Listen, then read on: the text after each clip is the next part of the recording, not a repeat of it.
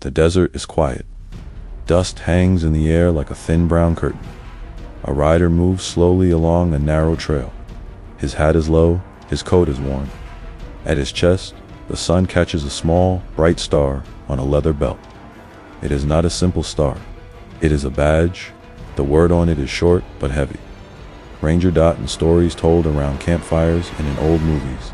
That badge stands for courage, justice, and order. People imagine a lone rider standing against cruel outlaws and wild frontier chaos. When the Texas Rangers arrive, the bad men fall and the weak are saved. That is the legend, but legends are smooth. Real history is rough. Behind that tiny piece of metal is a very long, very hard story. It is a story filled with bravery and sacrifice. It is also filled with blood, fear, and pain. For some, the Texas Rangers are heroes. For others, their name brings memories of loss and terror. On that empty trail, the rider presses on. His horse is tired. The land is dry and sharp. To the north, scattered ranches hold families who sleep with rifles near their beds. To the south, across the river, people whisper about raids, revenge, and men with badges who do not always follow the rules.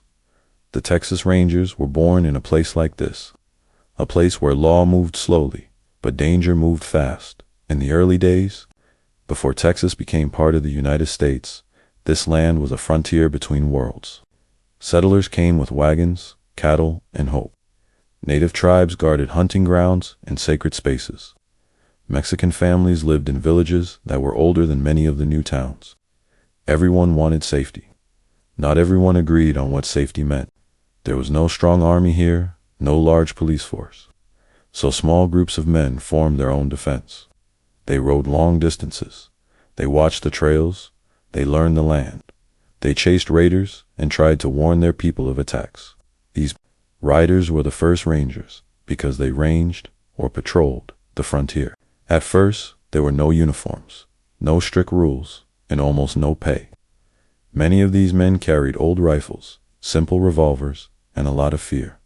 The line between survival and death was thin. Every night, someone could raid a ranch, steal horses, or kill without warning. Every morning, someone might not come home. In this world, harsh choices felt normal. If a man believed someone was a threat, he might not wait for a judge to decide. Sometimes he could not. Distances were long. Courts were far away. Angry men moved fast. This is where the character of the Texas Rangers began to grow. They were not like big armies. They were small, fast, and flexible. They lived close to danger. They became used to sudden violence. Over time, they gained a reputation. Stories spread of tiny groups of rangers who stood firm against much larger forces. Around campfires, storytellers liked simple tales. The rangers came. The problem ended. People felt safer just hearing those words. But in quiet homes, in certain villages and camps, other stories grew.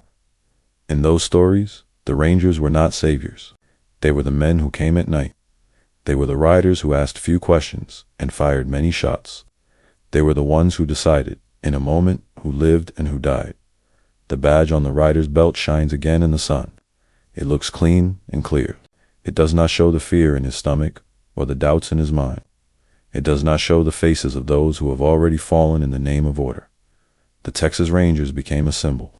They stood for a simple idea, that a small group of tough men could shape the fate of a huge and wild land.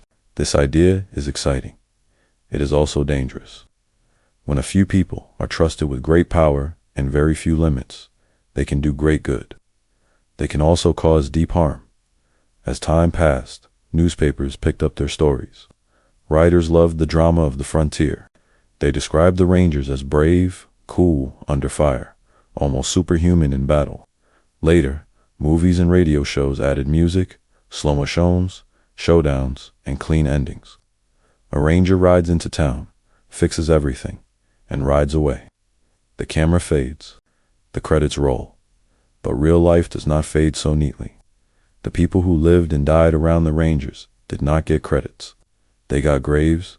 They got scars. They got memories out on the trail. The lone rider stops at a ridge. He looks down at a small cluster of buildings. Smoke rises from chimneys. Children run near corral fences. Dogs bark at his shape on the hill. To the people below, his arrival could mean rescue from criminals.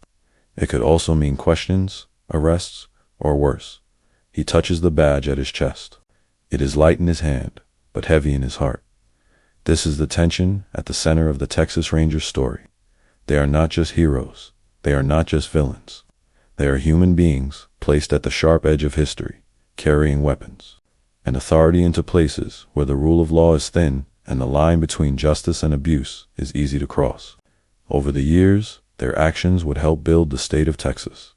They would fight raiders, outlaws, and those who preyed on the weak. They would also take part in events that many today call crimes, massacres, and acts of terror. The rider nudges his horse forward. He begins to descend the hill, toward the town. Whatever waits for him, there will soon become another story told under dim lights and low voices.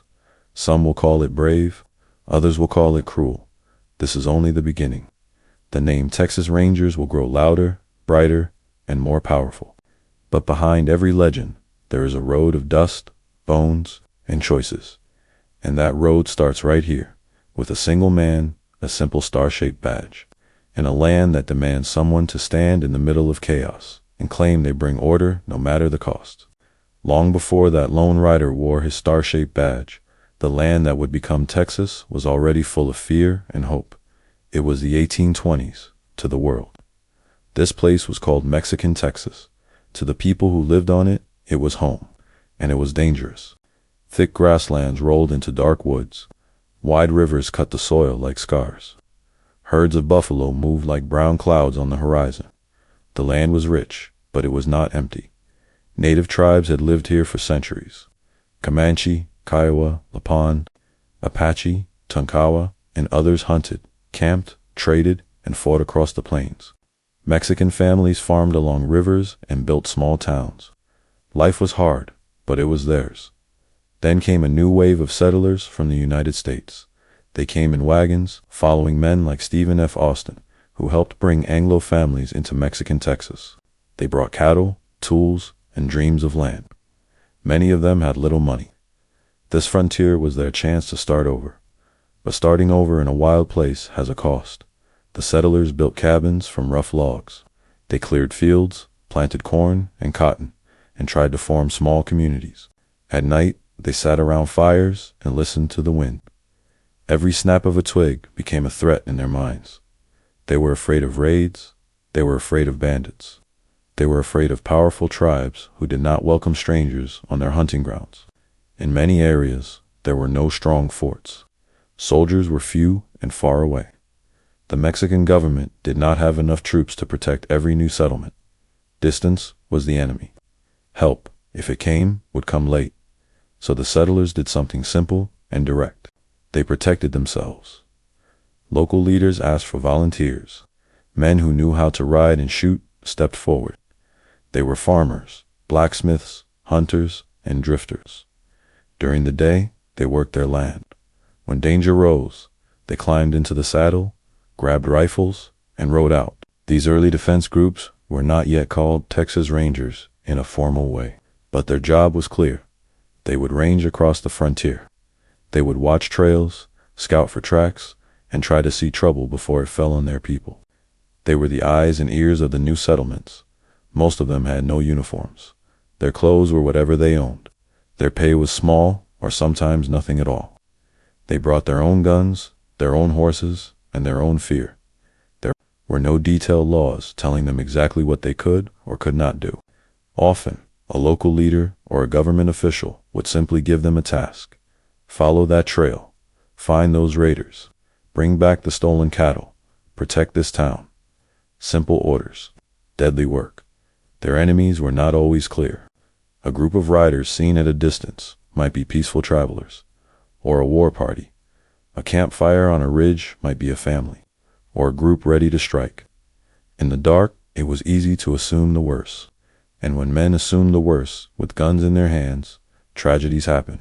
Still, these early rangers earned a reputation. They learned to move quickly. They learned to travel light.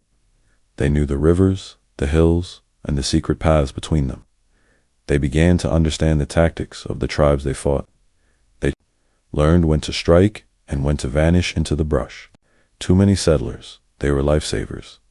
Imagine a small cabin standing alone on a cold, windy night. A mother and her children sleep inside. The father listens for any sound outside. Then, from the distance, he hears horses. It could be raiders. His heart races. But when the riders come close, he recognizes a face, a neighbor, a friend, a man who has taken the job of defending everyone in the area. The father feels his shoulders relax. The Rangers are here. For tonight, he feels safer. Stories like this spread. They moved from one campfire to another, from one cabin to the next. People began to say that if trouble came, the Rangers would ride out to meet it. They were becoming a symbol of protection and a place where protection was rare. But for others living on this land, the picture was different. Too many native people. These new riders were not guardians. They were invaders. They defended settlements that stood on old hunting grounds. They chased warriors who believed they were fighting to protect their own way of life. 2 Mexican villagers. The situation was also tense. Some welcomed help against raiders and bandits. Others saw the growth of these armed Anglo groups as a threat. The balance of power was shifting, and no one could fully control it. Out of this tangle of fear, courage, and conflict, a new kind of fighting man was forming. Over time, the local ranging groups became more organized. Leaders kept lists of men. They tracked who rode on patrols, who brought back prisoners, and who recovered stolen cattle. Reports went to higher officials. Slowly, an unofficial network began to look like a force. This force did not yet have the famous star badge. It did not yet have the official name that would become known across the world. But it had something just as powerful, a reputation. These men were willing to go where others would not. They would ride for days with little food. They would cross rivers and storms and follow faint tracks through dry, cracked earth. They were hard, stubborn, and used to pain. And most important, they were ready to act without waiting for orders from faraway cities. Officials in distant offices liked that. In a wild region, it was useful to have men who could handle situations quickly, especially when communication was slow. It was easy to praise them when they won. It was easy to look away when their methods were too harsh. These early Rangers were the seed. From that seed, the Texas Rangers would grow into something larger and far more powerful. But even in this beginning, the two sides of their story were already clear. To some, they were brave defenders of fragile homes. To others, they were armed agents of a new order, pushing out older ways of life. On the edge of Mexican Texas, on that thin line between safety and fear, the idea of the Texas Ranger was born. A rider with a gun, a mission, and a belief that he was the thin barrier between his people and chaos. Soon, that idea would take on a name, a formal shape, and a symbol. Soon, the star on the belt would appear, and once it did, the legend and the shadow that came with it would only grow. The land changes, but the fear stays the same. Years pass, settlers keep coming. The small ranging groups are now better known. People in Texas talk about them with respect. Some even use a new name more often. Texas Rangers. But a name alone does not make a legend. A legend needs a face. That face appears in the 1840s, in the form of a young man from Tennessee. His name is John Coffee Hayes, but most people call him Jack. Jack Hayes is not large or loud. He does not look like a giant hero from a storybook. He is calm, quiet, and watchful. He listens more than he talks. But behind his steady eyes is a sharp mind and a very strong will. He comes to Texas when he is still a young man, looking for purpose and a place in this rough new world. The frontier gives him both. At this time, the Republic of Texas is young and unstable. The government is weak. Money is short. The frontier is a battleground. The most feared enemy on that battleground is the Comanche. The Comanche are expert riders. They move like the wind over the plains. They can fire arrows from under a running horse's neck. They strike fast and vanish faster. To many settlers, they are a nightmare they cannot wake from. It is in this fire that Jack Hayes becomes a ranger captain. He leads small groups of rangers into dangerous country. where raids are common and survival is never guaranteed. His men quickly see that Hayes has something special. He stays cool when bullets fly. He does not panic when outnumbered. He reads the land like a book. Under his command, Rangers become even more mobile, even more daring. They ride long distances, sleep little, and attack when the enemy believes they are safe. But Jack Hayes has another advantage that changes the balance of power: a new kind of gun. Up to this point, many men on the frontier use single-shot weapons.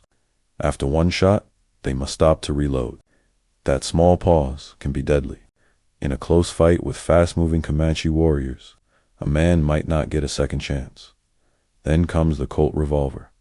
It is heavy, but it can fire again and again without reloading. 6 shots in quick order. In the hands of a skilled rider, it is like holding thunder. Hayes sees what this means. He arms his Rangers with these revolvers and trains them to use them on horseback. Now, instead of firing once and then fumbling with powder and ball, his men can keep shooting as they charge. This changes everything. In one of the most famous clashes, at a place known as Bandera Pass, Hayes and a small group of Rangers face a larger force of Comanche. In the past, such a fight would almost certainly end in defeat or heavy losses. But this time, the Rangers are armed with their new weapons and new tactics. The Comanche expect the Rangers to fire once and then weaken. Instead, the Rangers keep firing. Shot after shot, horse and man move as one. Dust swirls. The air fills with smoke and screams. In the end, the Rangers hold their ground. The story of this battle spreads quickly. People say that a tiny force of Rangers, under Captain Jack Hayes, stood firm against a much larger enemy and turned the tide. Whether every detail is true or not, the story does its work. The legend of Jack Hayes is born. The legend of the Texas Rangers grows. Around campfires, men speak of Hayes with awe. They say he never shows fear. They say he can sense an ambush before it happens. They say he is blessed with a special kind of luck. But behind the legend, the reality is sharp. These fights are brutal. Men on both sides die hard deaths. Comanche warriors fall in large numbers. Some Ranger reports speak with pride about driving the Indians back or breaking their power. Each line in these reports is a life ended, a family broken, a way of life pushed closer to the edge. Too many Anglo settlers. Jack Hayes is a savior. Too many Comanche. He is a destroyer. This is the double edge of the Ranger story. The same man can be hero and villain, depending on who tells the tale. Hayes himself is not a man of long speeches. He leads by example. He rides at the front. He faces the same danger as his men. When he orders a charge, he is often the first one into the storm. His Rangers love him for this. They will follow him into places where most men would never go. Under Hayes, the Rangers become known not just for courage, but for style. They travel light. They dress in simple frontier clothes. They carry multiple pistols and a rifle, ready for both close and long-range fights. They use surprise as a weapon. They attack suddenly and disappear before a larger force can respond. This flexible, aggressive way of fighting becomes part of what people mean when they say Texas Ranger. But every victory has a cost. The Comanche lose ground. Their power shrinks. The open plains that once belonged to them start to fill with cattle, fences, and towns. The very success of the Rangers helps speed up the loss of Comanche, land, and freedom. Hayes and his men do not think of themselves as villains. They believe they are fighting to protect families, to make the frontier safe, to secure a future for Texas, and in many ways, they are. Families in lonely cabins sleep easier after Ranger patrols. Towns grow where once there were only burned-out ruins. Yet somewhere, in a Comanche camp, another story is told. In that story, Jack Hayes is not a brave defender. He is the spearhead of a force that takes away a people's past and future. On both sides, mothers cry over lost sons. On both sides, children grow up hearing about raids, battles, and men like Jack Hayes. As the 1840s pass, the name Texas Rangers becomes more than just a local term. It begins to travel beyond Texas. Newspapers in other places print stories of their daring. Officers in larger armies take note of their methods. The Ranger brand is being shaped not only by what they do, but by how others talk about them. Jack Hayes will eventually leave active ranger service and move on with his life. But the pattern he helped create will stay. Small groups of hard men, moving fast, hitting first, using new weapons and wild courage to impose their will on the frontier. That is the model. That is the legend. And it will be used again and again, not only against Comanche, but against many others who stand in the way of what the growing state of Texas decides is order. The Star Badge has not yet taken its final shape. The Wild West is still young. Jack Hayes has lit the fire. The world will remember his name. And long after he is gone, the sound of hooves and gunfire will still echo across Texas, carried by men who call themselves Rangers, and who ride in the shadow of the legend he helped build. Jack Hayes and his men do not ride alone forever. As time moves forward, the whole land is pulled into bigger storms. The 1840s turn into the late 1840s. Texas is no longer just a young republic fighting for survival. It becomes a piece in a much larger struggle. The United States and Mexico go to war. For leaders in the U.S. Army, the Rangers are a useful tool. These men know the land. They know how to scout, track, and fight in loose, fast-moving units. Regular soldiers march in lines and follow strict orders. Rangers slip through brush, move at night, and strike from the side. So when the Mexican-American War breaks out, some Texas Rangers are brought into the fight. They ride ahead of the main army, scouting roads and watching enemy movements. They raid supply lines, gather intelligence, and spread fear. In Mexico, people begin to give them a new name, Los Diablos Tejanos, the Texas Devils. To many Texans, this nickname sounds like proof of the Rangers' skill and courage. They are proud. The stories tell of brave riders who never back down. But to many Mexicans, the name is not praise. It is a sign of pain and anger. They see the Rangers as wild, uncontrolled fighters who bring death and terror. Again, the same men hold two faces. Heroes on one side, monsters on the other. When the war ends, the map changes. The United States grows. Texas is now a state, but the land is not calm. The peace on paper does not bring peace to the ground. Old tensions remain. New ones rise. In the 1860s, another huge storm hits, the American Civil War. States in the South, including Texas, break away from the United States. They form the Confederacy. Brother fights brother. The war is not only about land and power, it is also about slavery, money, and the future of the country. In this chaos, the Rangers split. Some former Rangers join Confederate units. Some scatter into other roles. Others simply try to survive. The idea of the Texas Ranger does not vanish, but the organized force weakens. The focus is no longer on the frontier alone. The whole region is burning. When the Civil War finally ends, the South is defeated. Slavery is ended by law, but the wounds are deep and raw. Texas is now under the shadow of Reconstruction. Federal troops, sent by the U.S. government, move into southern states. They try to rebuild systems of law, protect the rights of newly freed people, and control old power structures that want to rise again in this sensitive time. The central government does not trust local armed groups. The Rangers are seen by some as too tied to the old order, too wild, too hard to control. For a while, the Rangers are cut down, pushed aside, or formally disbanded in different forms. On paper, their power shrinks. In practice, something else happens. When an old force is removed, it does not always mean peace. Sometimes it leaves a hole. On the Texas frontier, that hole fills with lawlessness. The land is huge. The borders are long. The number of soldiers and officers is small. Across miles of open range, men see opportunity. Herds of cattle move north to rail lines and markets. A single herd can be worth a fortune. Some men work honestly, driving cattle for ranchers. Others simply decide it is easier to steal. Cattle rustling grows. Whole groups of thieves move stolen cows and horses across rivers and over borders. They change brands, hide tracks, and vanish into empty land. At the same time, bands of outlaws form.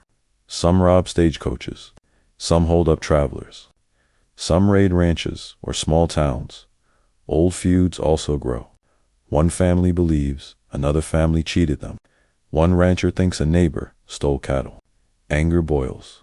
Without a strong, trusted law force, people turn to revenge. Fights that start with a single killing can grow into range wars, where dozens of men on each side ride armed, ready to shoot on sight. Whole regions become trapped in circles of fear and payback. Ordinary people feel stuck in the middle. A farmer just wants to plant and harvest. A mother just wants her children safe at night. But when she hears horses in the dark, she has no idea who they are. Rustlers, ranch hands. Former soldiers with nowhere to go. Angry men from a nearby feud. She cannot be sure. In this wild mix, memories of the Rangers return. People remember times when a handful of hard riders could chase down raiders, break up gangs, or at least scare criminals into thinking twice. They miss that feeling of having someone, even a risky someone, who could move faster than the slow wheels of distant courts. Local leaders and powerful ranch owners start to talk. They ask a simple question: who will protect our property? Who will keep order out here, far from the big cities and the federal officers? The answer that forms in many minds is the same. They need the Rangers back. The idea of the Texas Ranger is too useful to die. It promises strength without red tape, action without delay, justice without waiting for faraway judges and politicians. Of course, that promise holds a danger. When men are told, do what you must, and we will support you, their sense of limits can fade. The line between necessary force and cruel abuse becomes hard to see, especially when enemies are painted as less than human. But in the moment, fear is louder than caution. Ranchers want rustlers stopped. Merchants want roads safe. Settlers want raiders punished. And so, slowly, the door begins to open again for the Rangers. The period after the Civil War is a strange time in Texas. The state is part of the United States again, but its heart is still wild. Old rules are broken. New rules are not yet fully in place. Many people carry pain, anger, and weapons. Out of this uneasy ground, the Texas Rangers will rise once more, this time more official, more organized, and in some ways more powerful than before. They will be asked to tame not just a natural frontier of deserts and plains, but a human frontier of hatred, greed, and revenge. The badge will return. The horses will ride out again, and as they do, the next chapter of their story, full of fresh glory and new crimes, will begin. The war is over. The flags have changed. But on the ground in Texas, one thing is still the same. Fear. After the Civil War and the wild years that follow, the open land along the Rio Grande becomes a place of shadows. The river marks the border between Texas and Mexico, but in truth, it is more like a long, thin rumor. Men cross it at night and disappear by morning. On the Texas side, big ranches grow. Cattle are money on four legs. A single herd can make a man rich. That kind of wealth draws attention. It draws thieves. Bands of raiders cross the river into Texas. They steal horses and cattle, sometimes rob ranch houses, sometimes kill. Then they rush back across the Rio Grande into Mexico, where Texas law cannot easily follow. To the ranchers, this feels like a nightmare that never ends. Their fences are cut. Their herds shrink. Their workers are afraid. They send angry letters to officials. They complain to the state government. They demand something be done. In Austin, lawmakers listen. They know the old stories of the Rangers. They remember times when small groups of hard men brought order with fast guns and faster horses. They want that again, so the Rangers are brought back in a stronger, more formal way. New companies are formed. New captains are chosen. One of those captains is a man named Leander H. McNelly. McNelly is not a giant in size. He is thin, serious, and often sick from old war wounds and illness.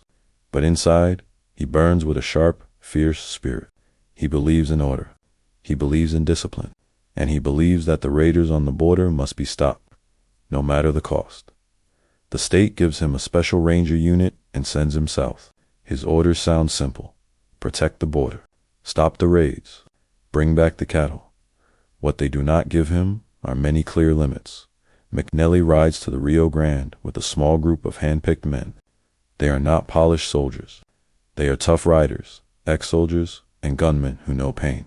Many of them have seen too much war, and for them, this is just another kind of battle. When they arrive, the situation is worse than many expected. Raids are common. Local law is weak or corrupt. People on both sides of the river are angry and suspicious. McNelly quickly makes it clear he is not here to talk. He is here to act. He drills his men.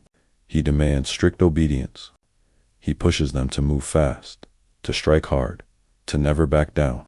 To him, mercy toward raiders only invites more raids. He believes fear can be a weapon just as strong as any bullet. Soon, his unit begins to ride out at night, following trails left by stolen cattle. They track hoofprints through dust, across rocky ground, and down to the river. When they reach the Rio Grande, other officers might stop.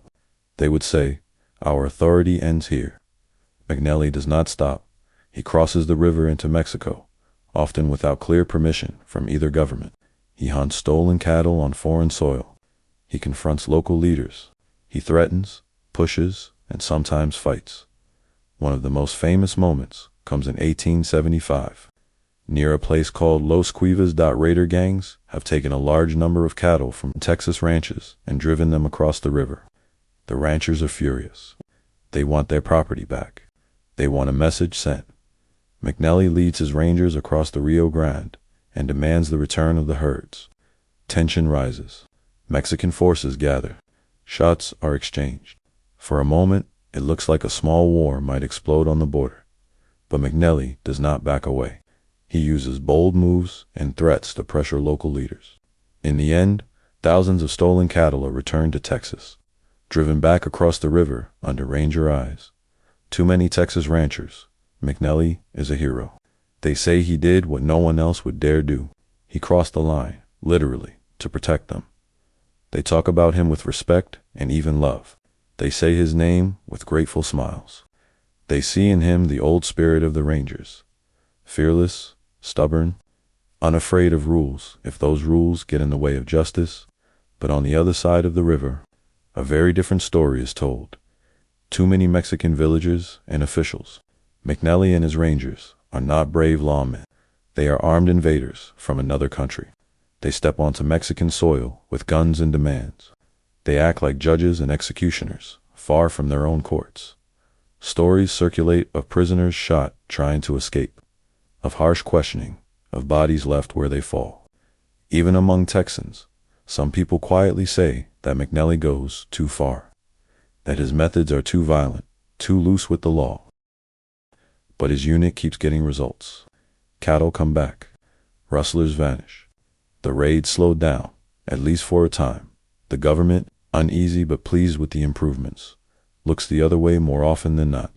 As long as things stay quiet on paper, men like McNelly are useful. For the Rangers under his command, life is hard and simple. They ride all day in burning sun.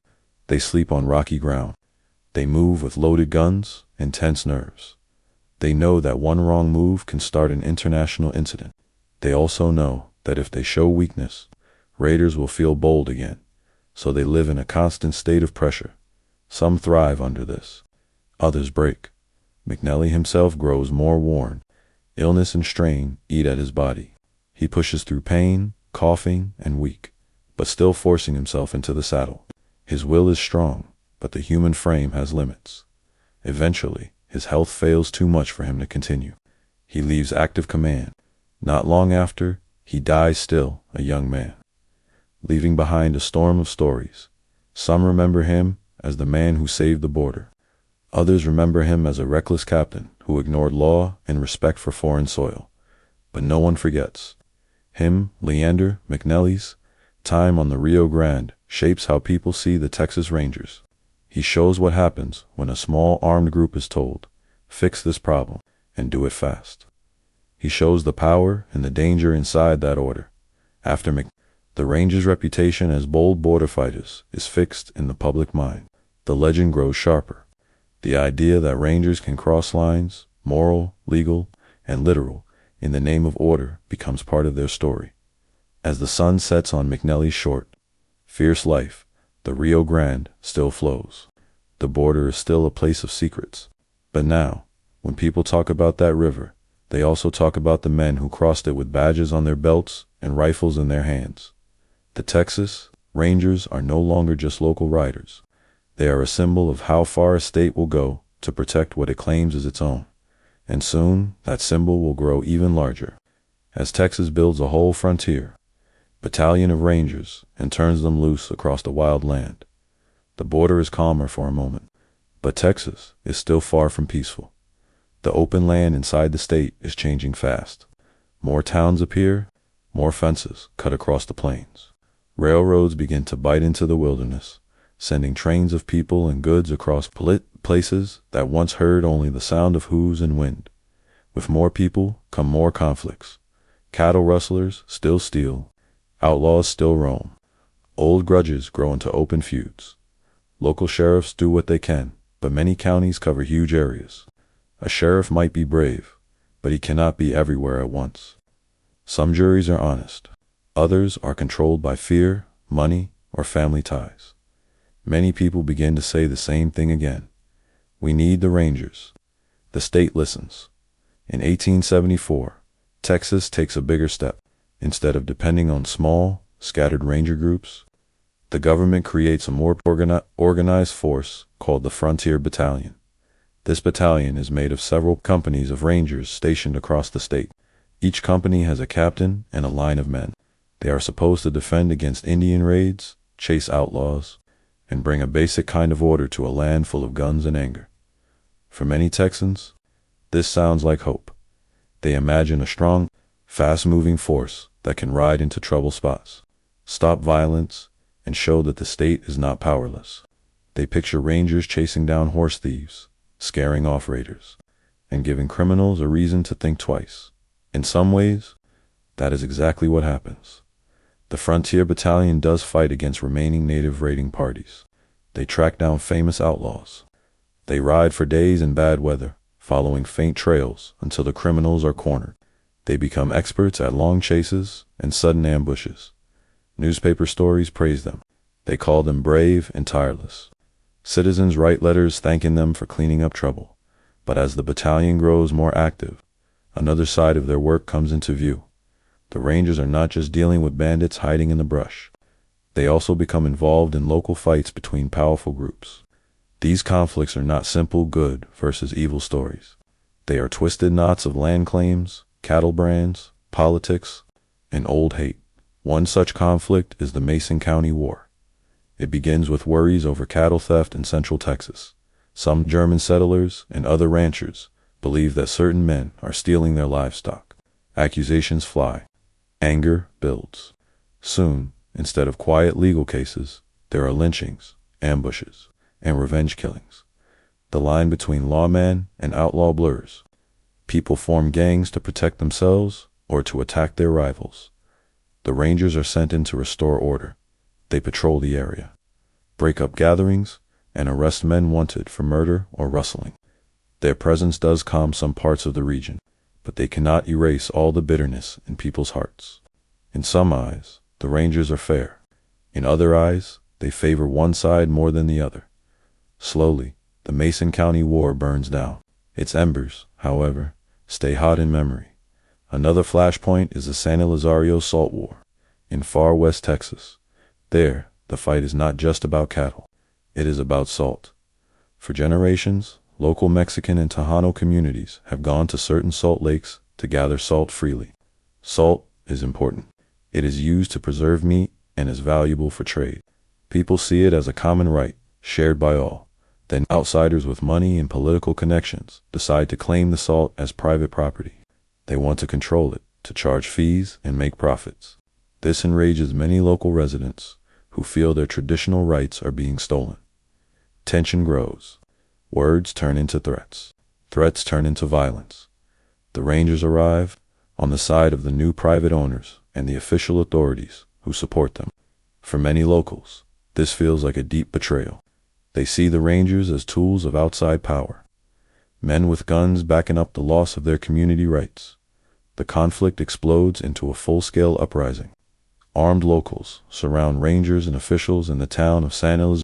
In a stunning moment, the Rangers are forced to surrender, hand over their guns, and accept safe passage out. It is a rare scene. Texas Rangers disarmed by angry citizens. To some, this is proof that the Rangers are not invincible. To others, it is proof that the state has pushed too hard, too fast, in favor of new owners and against long-standing local customs. The Salt War ends with bloodshed, political fallout, and a deeper split between Anglo power and Mexican in Tejano. Communities in the region done in both the Mason County War and the Salt War. The Frontier Battalion plays a role that is more complicated than simple good guys stopping bad guys. They are enforcers of state law. But state law itself is tied to land deals, business interests, and shifting political control. In these conflicts, the Rangers are not neutral. They stand on the side that the government chooses, and the government often chooses the side with more money, land, and influence. Still, at the same time, the battalion is doing what many ordinary people beg for, stopping random violence, breaking up gangs, and making it possible for farmers, shopkeepers, and travelers to live and move with less fear. This is the core tension of the Frontier Battalion era. The Rangers bring order. But whose order? They act in the name of law. But whose law? Each time they ride into a new conflict, some people cheer their arrival. Others feel a chill in their bones. By the late 1800s, the Indian threat in Texas has faded. Many native tribes have been pushed out, killed, or forced onto reservations far away. The open frontier is closing. Barbed wire fences cut across old trails. Towns grow into small cities. With the frontier tamed in the eyes of state leaders, the Frontier Battalion is no longer seen as essential. In 1901, it is officially abolished. But the Rangers are not gone. They change. The state reshapes them into a different kind of force, fewer in number, more focused on general law enforcement across Texas rather than just frontier defense. The wild rides across empty plains become less common. The long chases after Indian war parties become a memory. Yet the habits built during the frontier battalion years remain, acting with wide freedom, stepping into local fights, and believing that a small group of armed men can decide, very quickly, what order looks like. The horses and dust of the old frontier are slowly giving way to trains, telegraphs, and growing towns. But the Rangers still carry a star badge and a certain attitude. They are the ones who come when things are out of control. They are the ones who act when others hesitate. Only now, with the frontier pacified, the focus of their power will shift more directly onto people inside Texas itself, especially those with the least protection and the quietest voices. The legend of the Rangers is strong, but the shadows around that legend are growing darker. And in the next part of their story, those shadows will fall heavily on entire communities whose pain will echo for generations. The legend grows louder. Newspapers praise the Texas Rangers. Stories spread of brave men who chase killers, stop raids, and ride into danger when others run away. But while the legend shines on the surface, something else grows beneath it. A long, deep shadow. That shadow lies over the lives of people who do not appear in proud speeches or heroic paintings. They are the people who see the Rangers not as saviors, but as a force to fear. To understand this shadow, the story must move forward into the early 1900s, to the far borderlands of Texas. The Rio Grande still winds like a brown snake between Texas and Mexico. Small villages stand near its banks. Many of these villages are home to Mexican and Mexican-American families who have lived there for generations. Long before the border was ever drawn, they farm dusty fields. They run tiny stores. Children fetch water and chase goats in the sun. The land is poor, but it is home. On both sides of the river, the world is shaking.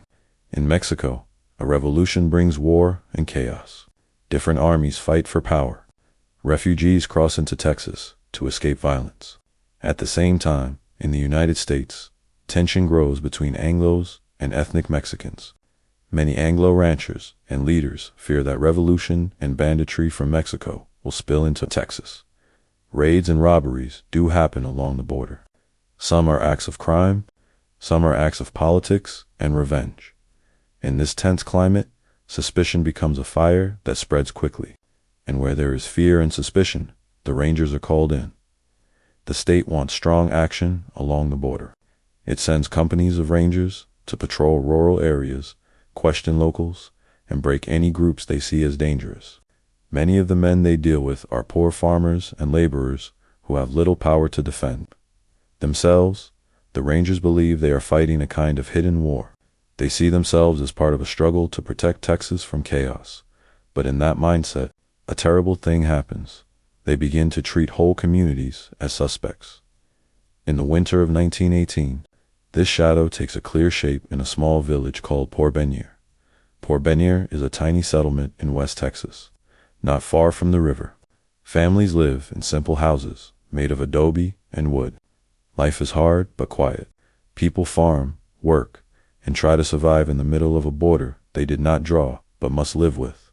One night, everything changes.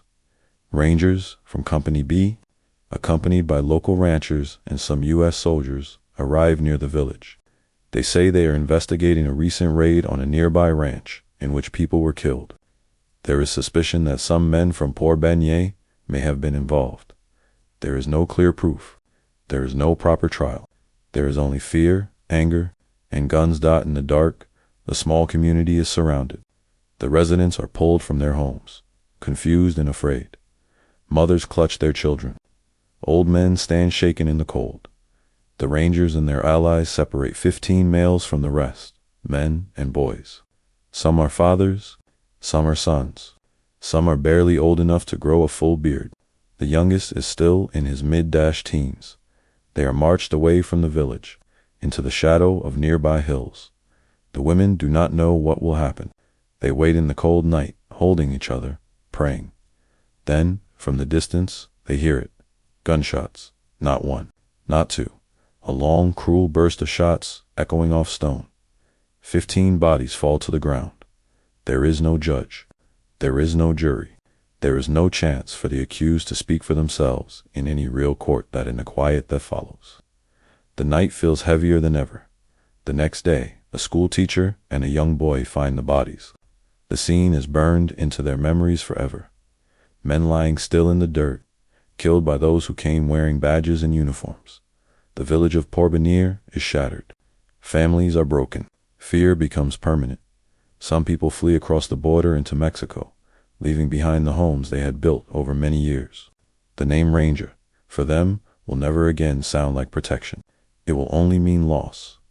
The official reports are thin, and for a time, the truth is buried under excuses. Some claim the men killed were bandits. Others quietly admit that the actions were too extreme, but say nothing more. But memory does not fade so easily. The widows remember. The children remember. In their stories. The Rangers are not the shining heroes of Wild West shows.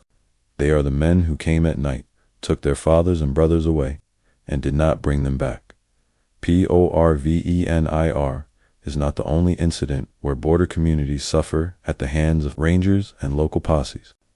Throughout the early 1900s, many ethnic Mexicans in South and West Texas live in constant fear. Some are beaten. Some disappear. Some are killed without fair trials. In Anglo towns and newspapers, these events are often not mentioned, or they are explained away as necessary to keep order. People far away from the border feel safer knowing someone is doing the dirty work. But safety for some is paid for with suffering by others. This is the emotional turning point in the story of the Texas Rangers. Up to now, it has been easy to talk about their bravery in battles, their long rides, their famous captains, but in Porvenir and in many other small places like it, the cost of that legend becomes painfully clear. The star-shaped badge does not feel like a symbol of protection to everyone. To some, it is a sign of danger coming. And yet, even now, the story is not simple. Some Rangers themselves are troubled by what they see and do. Not all of them are cruel. Some believe strongly in justice and try to act fairly. But they work inside a system that often rewards results more than careful truth, force more than patient listening. On calm nights, perhaps a Ranger sits alone by a campfire and thinks about the faces of people who looked at him with fear. He may tell himself he is doing what he must. He may believe that if he does not act, worse men will take his place. Still, the weight remains. The legend of the Texas Rangers shines bright in the public imagination, but in places like Porvenir, its shadow is long and cold. The question now grows louder.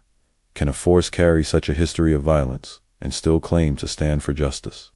In the next part of this story, that question will reach the halls of power. A man will stand up in the Texas legislature and demand answers about what the Rangers have done along the border. For the first time, the state will be forced to look directly at its own shadow. The badge will still shine, but more people will start to see the blood on the ground beneath it. The night at Porvenir does not end when the gunfire stops. Its echo moves outward, slowly, like a wave dot. In small homes along the border, people whisper the story. In schoolyards, children repeat the names of the dead. In quiet corners of towns, men lower their voices when the word Ranger is spoken. For years, many Mexican and Mexican-American families in Texas have lived in this kind of fear. Some have lost fathers, brothers, and sons. Others have been beaten, chased, or threatened. Most have never seen a court, a judge, or a real chance to defend themselves. But now, the stories begin to reach someone in power who is willing to listen. His name is José Tomás Canales Canals, is a state representative in the Texas legislature. He is one of the few Mexican-American politicians in that place. He hears rumors and complaints about violence by Rangers along the border. Mothers and widows bring him their pain. Local leaders tell him about men who disappeared after Ranger visits. He cannot ignore them. In 1919, Canals does something bold and dangerous. He asks for a formal investigation into the Texas Rangers. He wants the state to look at itself. He wants the badge to answer for what has been done in its name. This is not a small step. The Rangers are powerful. They have strong friends in politics, business, and law. Many Anglos see them as heroes. To question them is to question the pride of Texas. There are threats. Canals receives hate and pressure. Some say he is a traitor. Some hint that he might pay a price for his courage. But he does not back down. Hearings are set in the state capitol. For days, witnesses come to speak. The room fills with lawmakers, reporters, and ordinary citizens. On one side sit Rangers and their supporters. On the other side sit people who have lived in the shadow of the star. Men tell stories of beatings and killings. Women speak of husbands taken and never returned. Families describe raids on their homes, searches without clear reason, questions mixed with threats. Rangers and their leaders answer in their own way. They say they have been in a hidden war along the border. They say they have faced bandits, raiders, and men who use the cover of night to kill and steal. They insist that hard times require hard measures. Some lawmakers nod in agreement. Others shift uneasily in their seats. The truth is messy. There are real bandits. There are also real innocents, caught and crushed. Canals does not claim that all Rangers are monsters. He does not deny that some have died protecting the state, but he argues that power without limits has led to abuse. He says the badge must not be a free pass to kill. The hearings are long and tense. Outside, the legend of the Rangers presses against the doors like a heavy wind. Inside, another story fights to be heard. In the end, the legislature does not vote to destroy the Rangers. They do not erase the badge or close the force. But they cannot pretend nothing happened. That the investigation results in changes. The Ranger force is reduced in size. New rules are put in place. Some men are removed from duty. The state sets clearer standards for how Rangers should act, how arrests should be made, how violence should be reported. On paper, this is a step toward control. In practice, it is the first real reckoning for the Texas Rangers, for the families of Porvenir and many others. The damage is already done. No rule can bring back the dead. No new policy can erase the sound of shots in the dark. But the Canals investigation proves something important. The star on the badge is not above the law.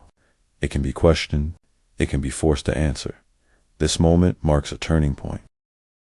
After the hearings, Texas continues to change. The wide-open frontier of the 1800s fades into memory. Towns grow into cities. Cars roll where horses once ran. Telephones ring. Oil fields rise out of lonely ground, bringing sudden wealth and new crime. The role of the Ranger must also change. There are fewer raids by Indian war parties. The old days of chasing Comanche riders across open plains are gone. Instead, crimes begin to look more modern. Bank robberies, oil field theft, kidnapping, organized gangs. The Rangers start to act less like roaming warriors and more like state detectives. They travel across Texas to help local sheriffs with tough cases. They investigate murders that shock small towns. They look into political corruption, vote fraud, and large thefts. Their work moves from dusty trails to city streets, from canyons to courtrooms. They still carry guns and wear hats, but their tools slowly expand. They work with fingerprint experts. They study ballistics. They read files and follow paper trails. The Wild Rider image begins to mix with another picture. A serious man in a suit, hat tilted low, asking quiet questions in a small office. Yet the old legend does not fade. Radio shows, books, and later movies and television pick up the idea of the Texas Ranger as a pure, unstoppable hero. In these stories, the Ranger is almost always the good man with a clean conscience and a quick draw. He fights cruel villains, saves the weak, and rides away into the sunset. The darker chapters, the border killings, the Porvenir massacre, the fear in small villages, are rarely told. They are too heavy for simple stories. They do not fit the image that sells tickets and fills theaters. Still, in border towns and in Mexican-American homes, those memories remain. Grandparents tell grandchildren what their own parents saw. The name Ranger becomes a knot in the stomach, not a comfort. This gap between myth and memory grows wider with each passing year. In offices and public ceremonies, Rangers are praised for modern crime work. At the same time, historians and community leaders begin to collect the old stories that were pushed aside. Some call for official apologies. Others demand deeper reforms.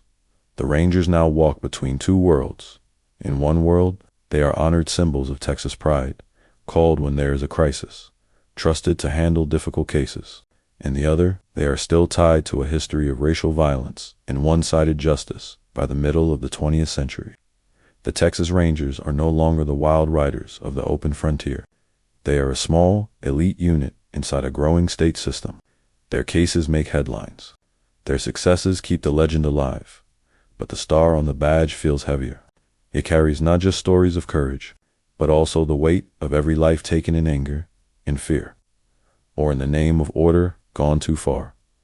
The Cannell's investigation did not end the Rangers.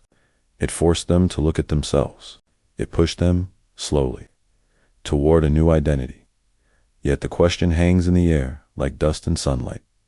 Can a force built in blood and legend ever fully escape its past? Can it be both a symbol of pride and a reminder of pain? In the next part of this story, the struggle between image and reality will become even clearer. As the Texas Rangers stand beneath two bright lights, the bright light of Hollywood and popular culture, and the bright light of history, which does not forget by now. The name Texas Rangers carries two very different stories. One story lives in bright light, the other lives in shadow. The bright story is the one most people know first. It lives in old radio shows, black and white movies, TV series, and later in color films and streaming shows. In these stories, a Texas Ranger is almost always the same kind of man. Tall, calm, brave, and pure. He wears a clean hat, speaks few words, and never hesitates when it is time to fight for what is right. He rides into a town full of trouble. Outlaws bully shopkeepers. Corrupt men control the sheriff. Ordinary people live in fear. Then the Ranger appears. He walks down the main street, boots hitting the boards with a slow, steady sound. His hand rests near his gun, but he is not nervous. He is in control. By the end of the story, the bad men are defeated, the innocent are safe, and justice is done. The music swells. The Ranger nods once, maybe tips his hat, and rides away into the sunset.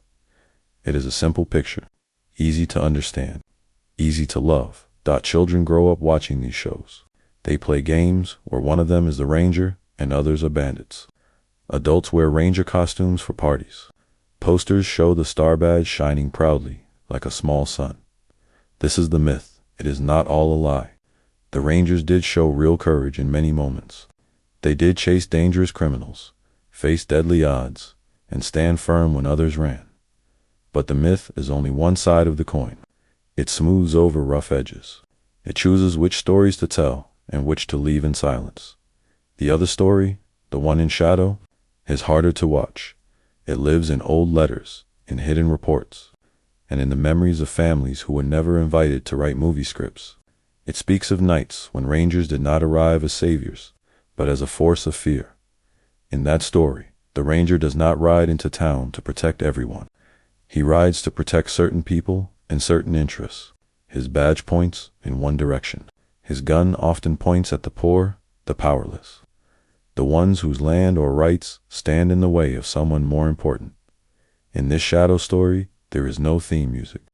There is only the sound of boots on dirt, doors kicked open, and mothers crying.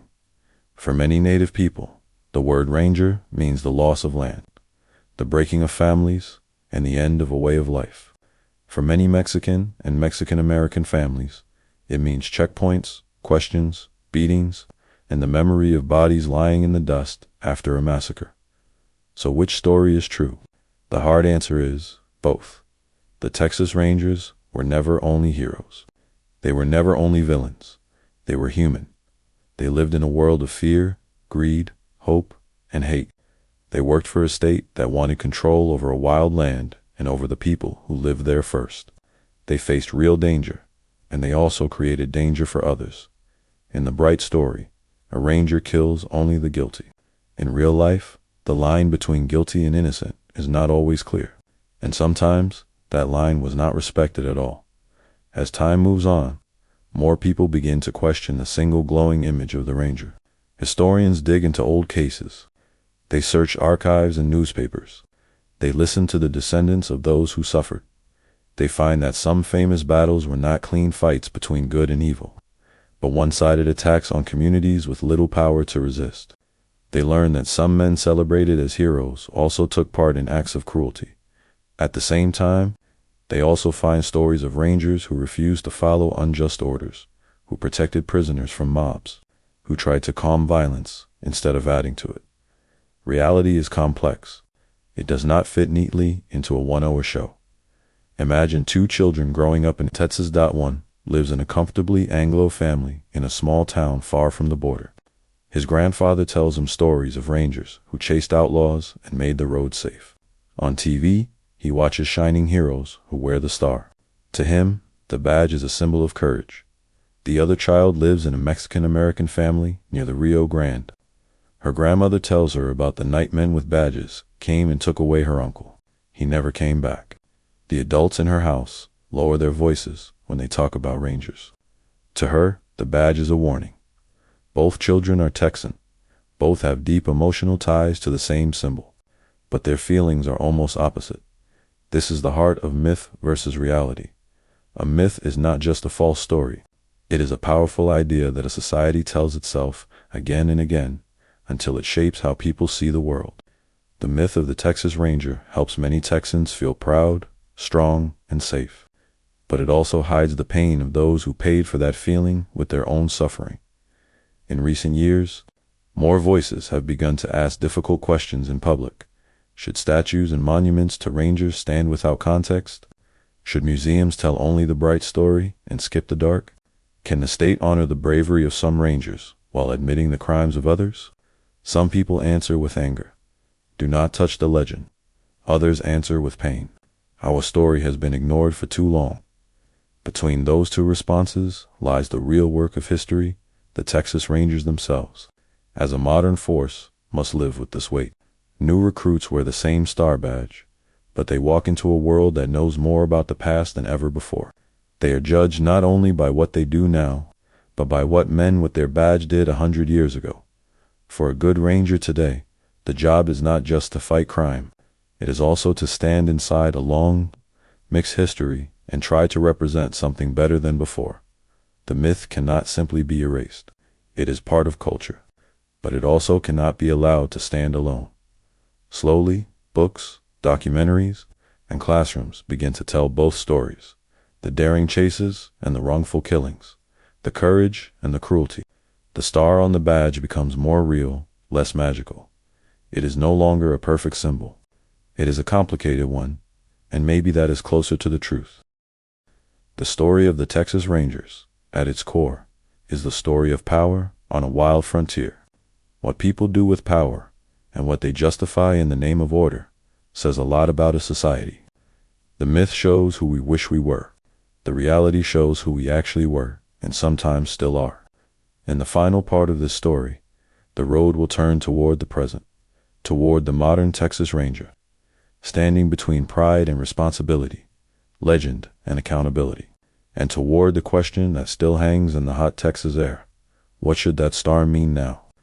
Asterisk, the story of the Texas Rangers stretches from dusty trails and campfires to highways and glass towers. The world that created the first Rangers is gone. The wide-open frontier has been fenced, wired, paved, and mapped. Satellites watch from above. Crime has changed its face. But the star-shaped badge still exists, today. The Texas Rangers are a small, elite division within the state's public safety system. They are no longer roaming horsemen, chasing war parties or cattle thieves across endless plains. They are investigators and specialists. They work on major crimes, murders, kidnappings, organized theft, corruption, and high-profile cases that shake towns and cities. Their tools are different now. They drive patrol vehicles instead of always riding horses. They use radios, computers, and forensic labs. Fingerprints, DNA, and digital records matter as much as tracks in the dirt once did.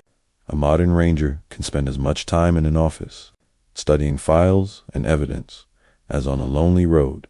Yet, in many ways, the old image will not let go. When a serious crime happens in a small Texas town, people still say, "The Rangers are coming." When a public official is accused of corruption, when a major case confuses local law enforcement, when something feels too big or too sensitive, the state often calls the Rangers. County sheriffs and city police know this pattern. Some feel relief when Rangers arrive, bringing extra experience and resources. Others feel watched or judged, worried that the presence of a Ranger suggests failure or scandal. The modern Ranger must move carefully through all of this. He or she carries a badge that means many things to many people. To some, it is a promise of skill. To others, it is a reminder of old wounds. Every step calls up a history that cannot be undone. Inside the organization, training is stricter than in the past. There are rules, written policies, internal reviews. Modern Rangers are expected to respect legal rights and follow structured procedures. Their actions can be recorded, examined, and criticized in ways the old Rangers never faced. Outside, society is also changing. Communities that once had little voice now speak louder. The stories of Porvenir and other tragedies are not hidden in small circles anymore. They appear in books, documentaries, and public discussions. Museums add exhibits that show not only the heroic poses, but also the painful scenes. Burned villages, broken families, mass graves. Some Texans feel uncomfortable with this. They grew up with the clean legend and do not want it questioned. Others feel a quiet sense of justice, finally seeing their ancestors' suffering acknowledged in public. In classrooms, history teachers face a choice. They can present the Rangers as pure heroes, as was often done in the past, or they can tell the full, mixed story. More and more, teachers lean toward the second path. They talk about bravery and brutality in the same breath. They explain that the Texas Rangers were a product of their time, but also shapers of it. The star badge begins to feel like a mirror. When a modern Ranger pins it on a shirt in the early morning before heading to work, that person is not just putting on a tool of authority. The Ranger is stepping into a long chain of stories, stretching back through Jack Hayes and McNelly, through the Frontier Battalion, through Porvenir and the hearings that followed. Some Rangers feel pride in that chain. Some feel heaviness. Many feel both at the same time. In quiet moments, a Ranger might ask a simple question: what does this star mean today? If it means only power, then the past will repeat itself. If it means only legend, then real people's pain will once again be ignored. But if it can mean responsibility, duty, and a careful respect for every human life, then perhaps something has been learned. The real test is not in speeches or ceremonies. It is in the small decisions made every day. How a ranger talks to a frightened witness. How an investigation handles a suspect who cannot afford a lawyer. How a case is treated when the victim is poor, unknown, or from a group that has long been ignored. In these moments, the weight of history sits on the ranger's shoulders, even if no one mentions it out loud. Every fair action can help repair trust. Every unfair action can tear it again. Across Texas, the image of the ranger remains strong. Statues stand in front of buildings. Museums display old uniforms, guns, and saddles. Children still look at the star and feel a pull toward adventure and justice at the same time. In border towns and in Native and Mexican American communities, elders still tell the other stories. They remember nights of fear. They list names of the dead. They warn their children that symbols can be dangerous when people forget what was done in their name. So the Texas Rangers live between two truths. They are symbols of courage, and also carriers of a painful legacy. They are part of the identity of Texas, and also part of its hardest memories. They cannot step outside this tension. They can only choose how to act inside it. In the end, the biography of the Texas Rangers is not a simple tale of heroes wearing white hats. It is the story of a force born on a violent frontier, used to protect some and control others, changing shape again and again as the world around it changes. The dust of the old trails has settled. The gunfights in canyons are silent, but the questions they raised are still alive. What is justice? Who gets to enforce it? And what happens when the line between protection and oppression is crossed by men who believe they are doing what is necessary? The star on the ranger's badge shines with all of these questions. As the sun sets over modern Texas roads and cities, the legend of the Texas Rangers still rides in people's minds. Some see a strong figure standing against chaos. Others see a shadow at the edge of the light. Both images are part of the truth. The real power now lies in what future Rangers, leaders, and citizens choose to do with that truth, whether they hide it or face it, and whether they let the weight of the star push them down, or guide them toward a more careful and honest kind of justice than the frontier ever knew.